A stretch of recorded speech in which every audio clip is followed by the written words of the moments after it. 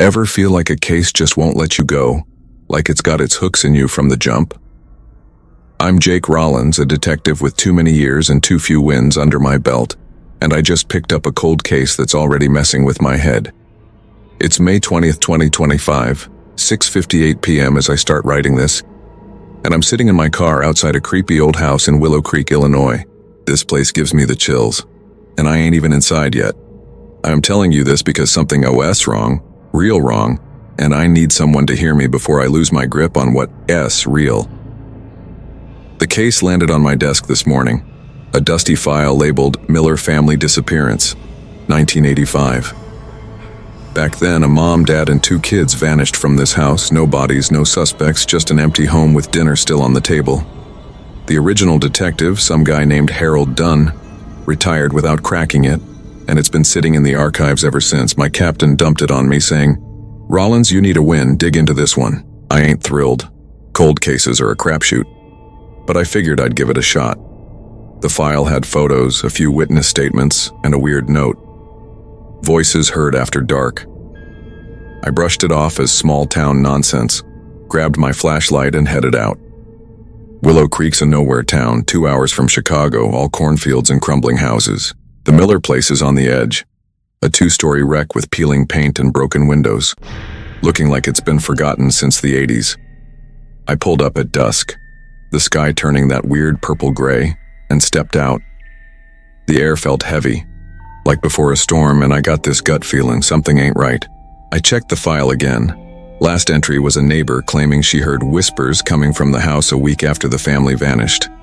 I smirked, probably just the wind. But as I walked up the creaky porch, my skin prickled, and I couldn't shake it. Inside, it was a time capsule, furniture covered in dust, a kid's toy truck half buried in the carpet, a clock stopped at 9:12. The silence was loud, like the house was holding its breath. I started snapping pics for evidence, my flashlight cutting through the dark, when I heard it, a low murmur, like someone talking under their breath. I froze, my heart kicking up. "Hello?" I called, feeling dumb, but the sound stopped. I chalked it up to the old wall settling, kept moving. The kitchen had a table set for 4, plates with moldy food like they just walked out mid-meal. Creepy, sure, but nothing I couldn't handle. Then it happened. I was in the living room, checking a bookshelf, when the murmur came back, clearer, closer. Jake. My name. I spun around, flashlight swinging, but the room was empty. My pulse hammered. No one knew I was here. Captain, my partner, no one. I ain't the paranoid type, but that got under my skin. I checked the file again, no mention of Jake, just the Millers and Harold Dunn. Maybe I misheard. I shook it off, moved to the stairs when the murmur turned into a whisper right behind me. "Jake, you failed." I whipped around, gun out, but nothing. Just shadows and dust. I ain't a rookie. I've seen weird stuff on the job, but this was different. My hands shook as I climbed the stairs, the wood groaning under me. The upstairs hall had 3 doors, one ajar, and that whisper kept going, low and raspy. "Jake, you know." I didn't know squat, but it felt personal, like a punch to the gut. I pushed open the door. Kids' room, twin beds, faded posters, and the air got cold. So cold I could see my breath. The whisper stopped, and for a second I thought I was clear. Then I saw it. A shadow, tall and blurry, standing by the window, facing away. No features, just a void, like it was made of smoke. I stumbled back, my flashlight dropping, and the shadow turned. No face, just that void staring at me. My heart was in my throat and I couldn't move, couldn't breathe. The whisper came again, inside my head now. "Jake, you failed them." Failed who? The Millers? I wasn't even born in 85. I tried to speak, but my voice was gone, and the shadow stepped closer, its form stretching like it was reaching for me. Then it vanished, and I hit the floor, gasping, my flashlight rolling away. The room was empty, but the cold lingered, and that whisper echoed. "You failed." I scrambled up, grabbed my gear, and bolted downstairs. My watch said 7:45 p.m., Less than an hour, but it felt like forever. I locked myself in the car, hands still shaking, and replayed it in my head. A shadow, my name, an accusation. I ain't crazy, but this ain't normal. I checked the file again, looking for anything on voices or shadows, but nothing. Just Harold Dunn's last note. Something's here. My gut twisted. Was it the house? The case? Me? I started writing this, needing to get it out because I'm freaked out, and I don't know what's next. I'm heading back tomorrow. Captain wants progress, and I ain't backing down. But that whisper, that shadow, it's got me spooked. I don't know if it's the Millers, Harold, or something else, but it knows me, and it's blaming me for something I didn't do. If you've ever felt watched on a job like the past won't let you go, tell me. Because I need to know I ain't alone before that shadow comes back tonight. You ever get that feeling on a case like you're digging up something that wants to stay buried? I'm Jake Rollins, a detective in over my head, and if you caught my last entry, you know I'm working a cold case from 1985, the Miller family disappearance in Willow Creek, Illinois. Last night I was in their old house and I saw something, a shadow whispering my name saying I failed. It's May 21st, 2025, 8:15 p.m., and I'm back at the precinct trying to piece this mess together. I'm telling you this because I'm spooked, and I need someone to hear me before this case swallows me whole. After that first night, I couldn't shake it.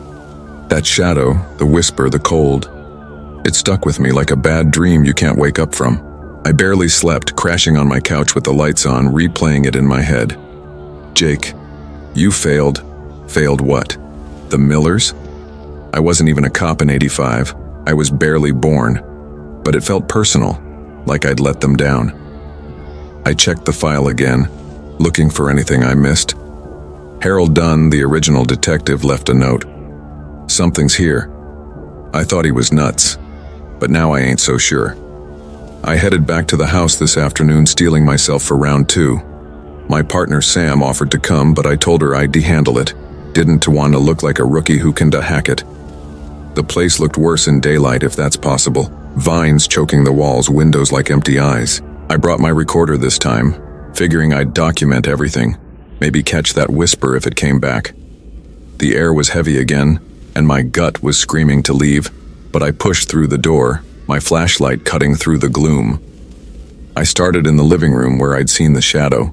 The space was the same, dusty, frozen in time, but the cold hit me like a brick, even in daylight.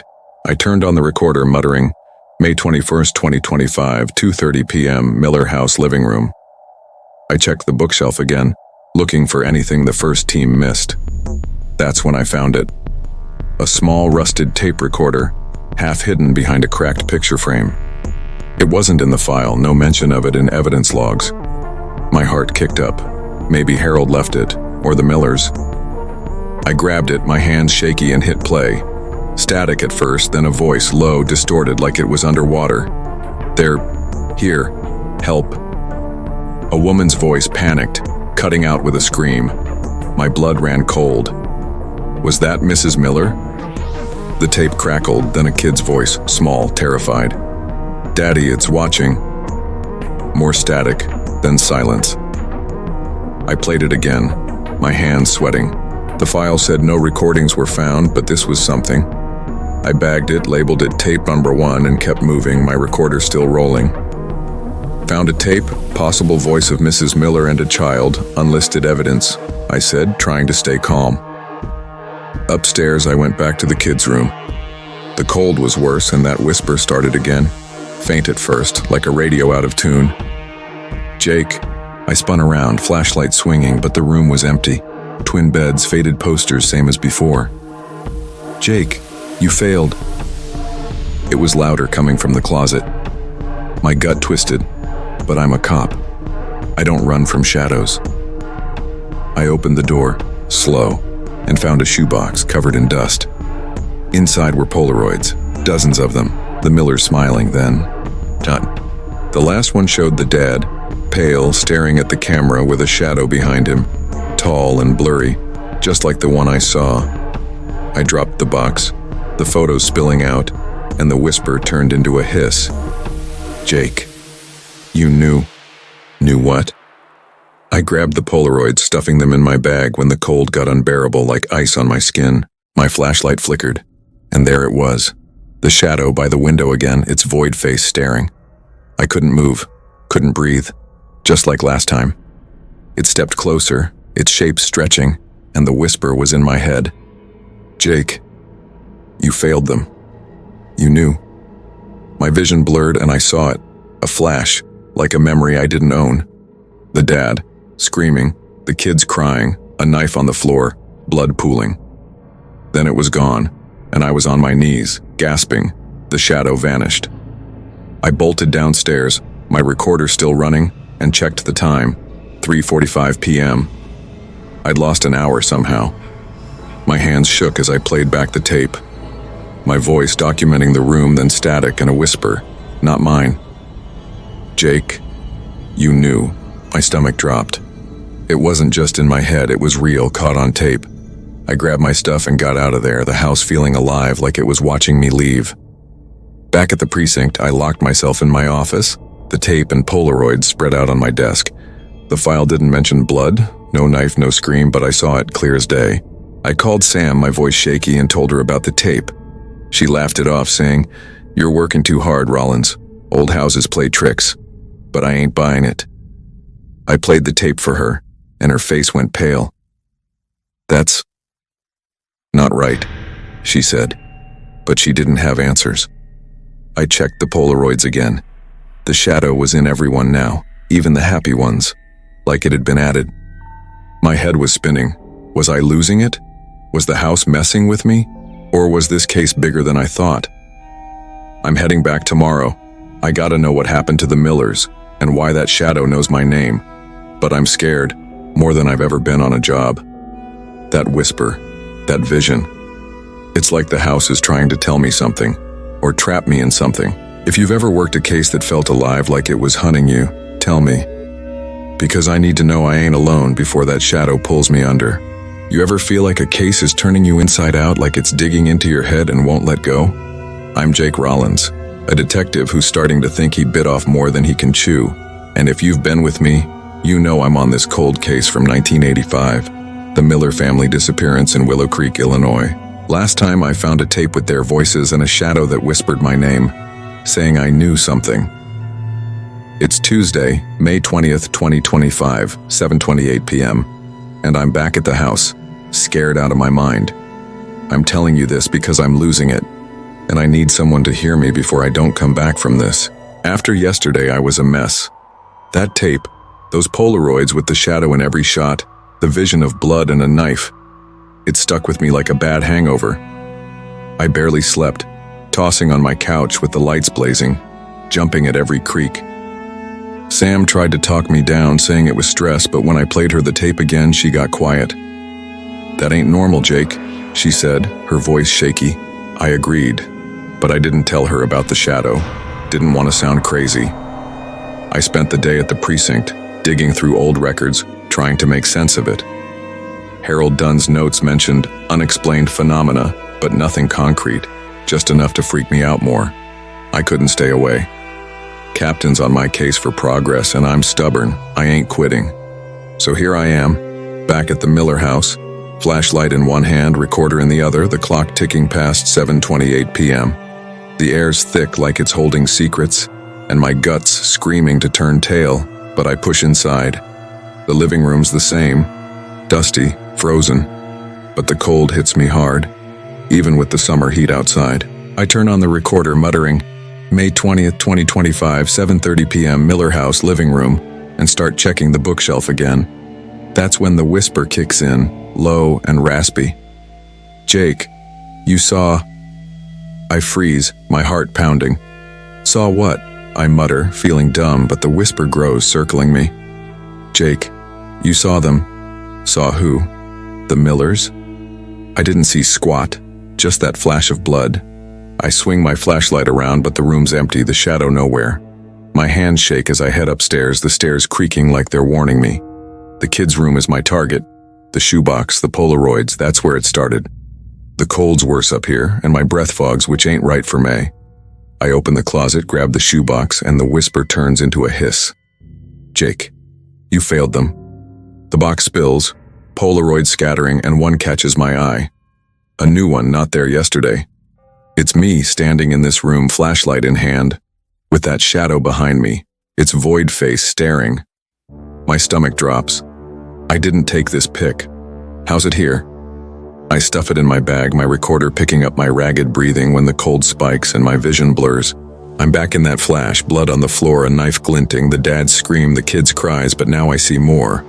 Me, holding the knife, my hands shaking, staring at the family. Then it's gone, and I'm on the floor gasping, the shadow looming by the window. I scramble up, my head spinning. That wasn't me, I wasn't there in '85. But it felt real, like a memory I didn't own. The whispers in my head now, relentless. Jake, you saw them die.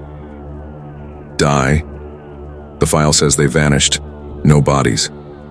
I check the recorder, my voice, then static, and a deep, you saw them die, not mine. My hands tremble as I play it again. The precinct's gonna think I'm nuts, but I can't deny it. I grab the Polaroids and the new one's changed. Now I'm holding the knife, blood on my shirt, the shadow grinning behind me.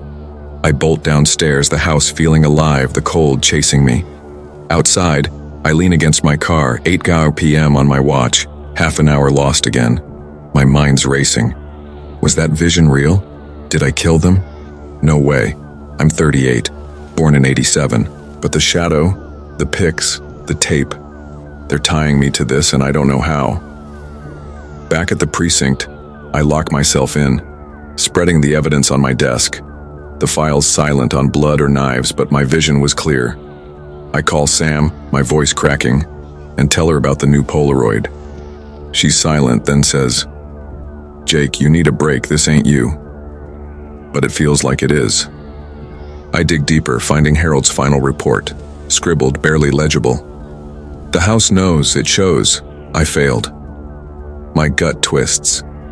Did he see this too? The shadow? I check the Polaroids again. The shadow's in all of them now, its void face watching like it's been there forever. My head hurts and that whispers back even here. Jake, you knew. Knew what?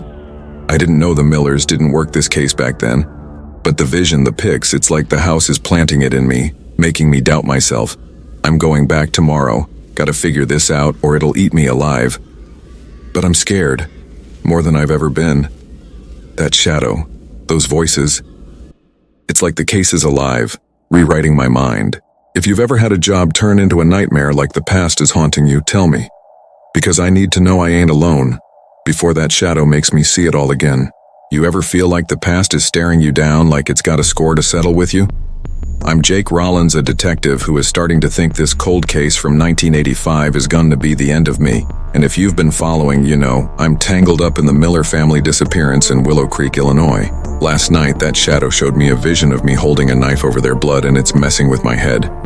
It's Tuesday, May 20th, 2025, 7:32 p.m., and I'm back at the precinct, freaking out. I'm telling you this because I'm losing myself, and I need someone to hear me before I don't know who I am anymore. After last night, I was a wreck. That new Polaroid, me with a bloody knife, the shadow grinning, haunted me. I couldn't sleep, pacing my apartment, the tape looping in my head. You saw them die. Sam called, worried, but I brushed her off, saying I was fine, I ain't fine. My hand shook as I stared at the pic, trying to figure how it got there. I wasn't born in '85. How could I be in that room? But the vision felt real, like a memory I'd buried.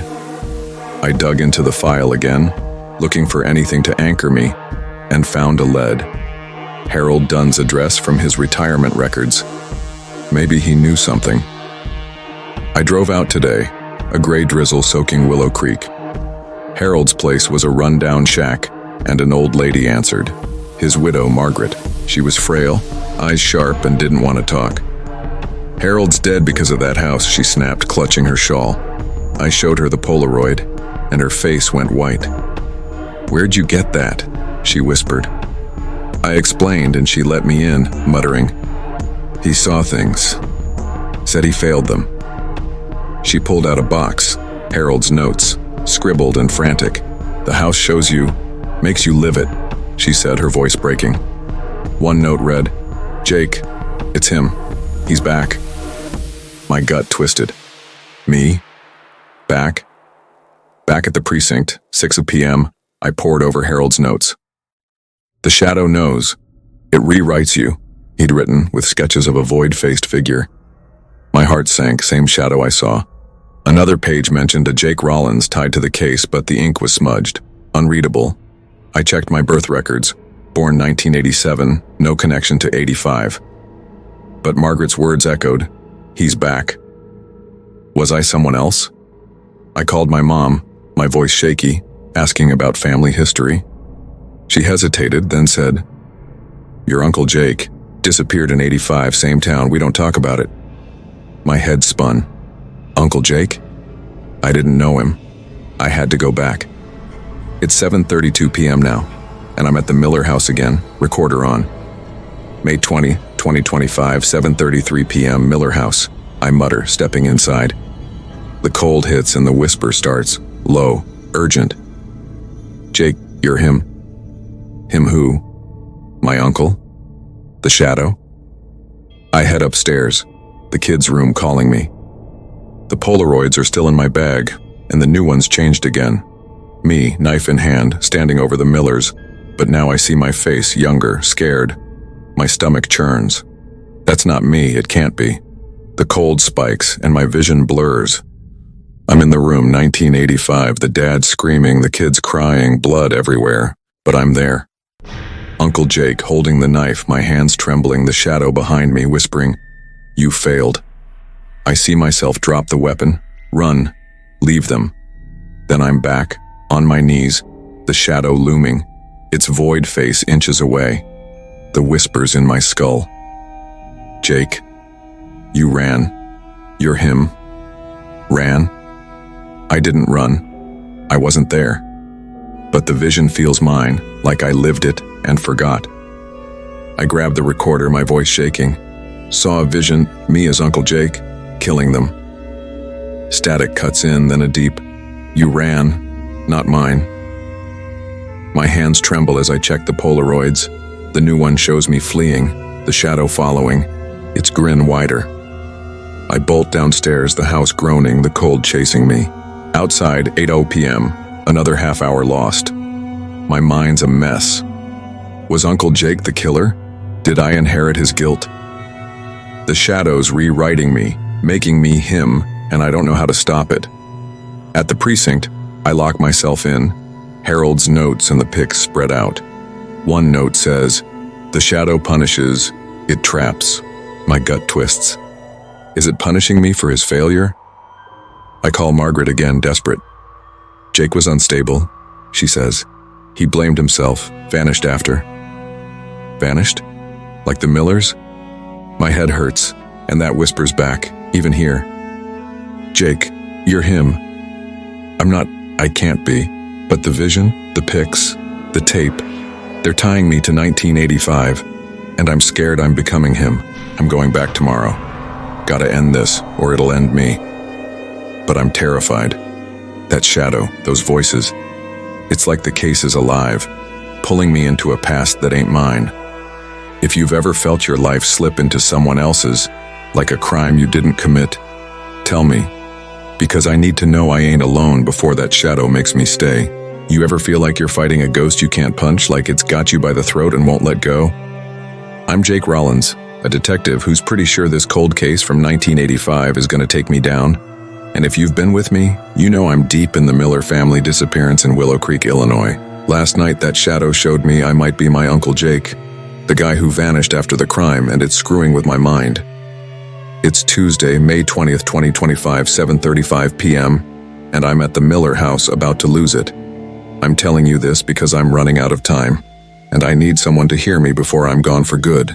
After yesterday, I was a zombie. That vision, me as Uncle Jake holding the knife, the Millers dying, haunted me. I couldn't eat, couldn't sleep, just stared at Harold's notes and those damn Polaroids, the shadow's void face mocking me. Sam stopped by, saw the pics and freaked. "Jake, this ain't you. This is some psycho stuff," she said, but I couldn't explain. Margaret's words, "He's back," kept ringing, and I started wondering if Uncle Jake's guilt was mine now. My mom called back reluctant, saying Uncle Jake was troubled, blamed for the disappearance, then gone. My head spun. Was I him, reborn to carry his sins? I had to end it. It's 7:35 p.m. now and I'm back at the house, recorder on. May 20th, 2025, 7:36 p.m., Miller House, I mutter, stepping inside. The cold hits like a slap and the whisper starts, sharp, insistent. Jake, you're him. I ain't him, I'm me. But the house feels alive, the air thick, and I'm done running. I grab a gas can from my trunk, figuring if the shadow's tied to this place, burning it might break the cycle. I douse the living room, couch, curtains, bookshelf, my hands shaking, the recorder picking up my ragged breaths. The whisper grows, a snarl. Jake, you can't... Can't what? I strike a match, the flame dancing, and toss it. The fire catches, orange light swallowing the dark, and for a second I feel free. The cold lifts, the whisper fades, and the shadow flickers by the window, its form wavering. I laugh, a shaky, crazy sound, thinking I've won. The recorder catches the crackle, my laugh, then silence. I step outside, 8 p.m. on my watch. Half hour lost, but the house is burning, the shadow gone. I call the fire department, my voice steady, and watch the flames. But it doesn't last. Around 8:30 p.m., the pressure hits, even outside.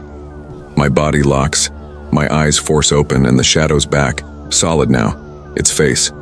My face, older, twisted, grinning. The cold returns, worse, and the whispers a roar. Jake, you can't escape. You made it. The fire dies, the house intact, no smoke, no damage. My vision blurs. I'm Uncle Jake, 1985, setting the same fire, the Millers screaming, the shadow laughing. Then I'm back, the house unchanged, the shadow's hands, my hands, gripping me, pulling me inside. I wake up choking, the recorder on the floor, the gas can empty, the living room pristine, the whispers in my head. Jake, you made it. Made what? The fire, the cycle.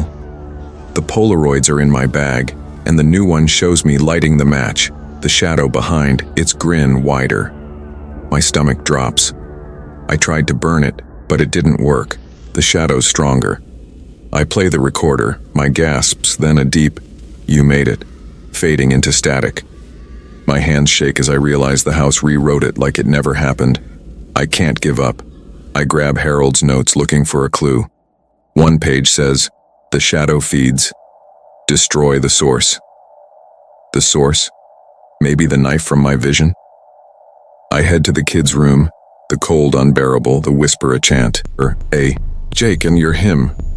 I tear apart the closet, find the shoebox, and there it is. A rusted knife, bloodstains faded, hidden under the Polaroids. My heart stops. It's real, from the vision. I grab it, my hands trembling, and the shadow appears, towering, its face inches away. Jake, you can't. My vision hits again. Uncle Jake, me, stabbing, running, the shadow binding me. I swing the knife at the shadow, but it passes through and the cold spikes. The whisper screams, "Jake, you're mine." I stumble, the knife clattering, and wake up outside, 9 p.m., another hour lost. The knife's gone, the house silent, but the cold lingers. The recorder caught my scream, then a soft, "You're mine," in my voice. My gut twists. I failed again. I'm at the precinct now, the Polaroid spread out. The new one shows me with the knife, the shadow's hands on my shoulders. Harold's note haunts me. The shadow punishes. It traps.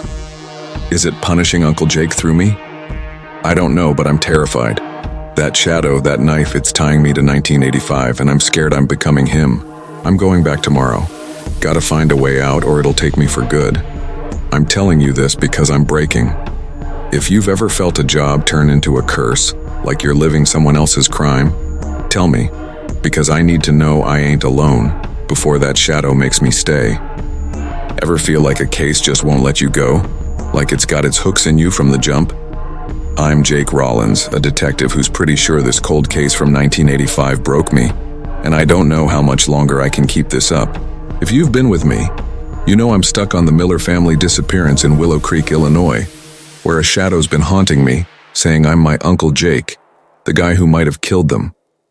Last night, I tried burning the house and found the knife, but it only got worse. It's Tuesday, May 20th, 2025, 7:38 p.m., and I'm back at the house, losing my grip. I'm telling you this because I don't know what's real anymore, and I need someone to hear me before I'm stuck here for good. After last night, I was a shell. That shadow, its face, my face, grinning, the knife disappearing, the house undoing my fire. It's all I can think about. I didn't sleep, just sat at the precinct, staring at the Polaroids, Harold's notes, the tape. The newest pic showed the shadow's hands on me like it owned me. Sam tried to pull me off the case, saying, "Jake, you're done. This ain't worth your head." But I couldn't stop. Margaret's words, the shadow traps, kept looping, and I knew I had to go back. If I didn't end this, it'd end me. It's 7:38 p.m. now, and I'm at the Miller house, recorder on, my hands shaking. May 20th, 2025, 7:39 p.m., Miller house, I mutter, stepping inside. The cold's worse, like the house is angry, and the whisper starts, low, menacing. "Jake, you're mine. I ain't his, I'm me." But my head's a mess, and I'm done playing. I grab the Polaroids, the tape, Harold's notes, and head to the kids' room where it all started. The whisper grows. A chant. "Jake, you made it. You stay." Made what? I'm here to break it, whatever it is. I spread the Polaroids on the floor, the shadow in every one, its void face watching. The newest pic shows me in this room, right now, the shadow behind me. My gut twists. I play the tape, the woman's scream. "They're here. Help." Then the kid. It's watching. And the shadow's voice cuts in. Live, not on the tape. "Jake, you stay." The cold deepens and my vision hits me. I'm Uncle Jake, 1985, knife in hand, the Millers screaming, blood spurting. But now I see me, modern me, watching, frozen, as the shadow binds us both, laughing. I'm back, gasping, the shadow towering. Its face, my face, inches away. I grab the notes, Harold's words. Destroy the source, burning in my mind. The source ain't the knife. It's the shadow. I yell, "I ain't you," and swing at it, my fist passing through. The whisper screams, "Jake, you made it." My vision hits again. Uncle Jake, me, killing, running, the shadow trapping us in a loop. I see myself burn the house, find the knife, over and over, the shadow laughing. I wake up, the room unchanged, the Polaroids showing me swinging, the shadow's grin wider. The recorder catches my scream, then a soft, "You made it," in my voice. I can't fight it. I run downstairs, the house groaning, the cold chasing me. I grab the gas can again, douse everything, and light it, the flames roaring. The shadow flickers, the whisper fades, and I think I've won. I stumble outside, 8 p.m., half hour lost, but the house burns and I laugh, thinking it's over. Then the pressure hits, my body locks, and the shadow's back, its face, my face everywhere. The fire dies, the house intact, and the whisper roars, "Jake, you're home." My vision loops. I'm Uncle Jake, killing, me, burning, the shadow binding us, forever. I wake up inside, the house pristine, the Polaroids scattered, the newest showing me lighting the match, the shadow's hands around my throat. The recorder plays my laugh, then a deep, "You're home," fading into static. My heart sinks. I didn't break it, I made it worse. The shadow's me, or I'm him, and the house, the case, the loop. It's all I am now. I try the door, but it won't budge, the cold locking me in. The whisper starts again. "Jake, you failed." And I grab the Polaroids, my hand writing on their backs. Ever feel like a case just won't let you go? I'm stuck. The shadows laugh, filling the room, the loop starting over.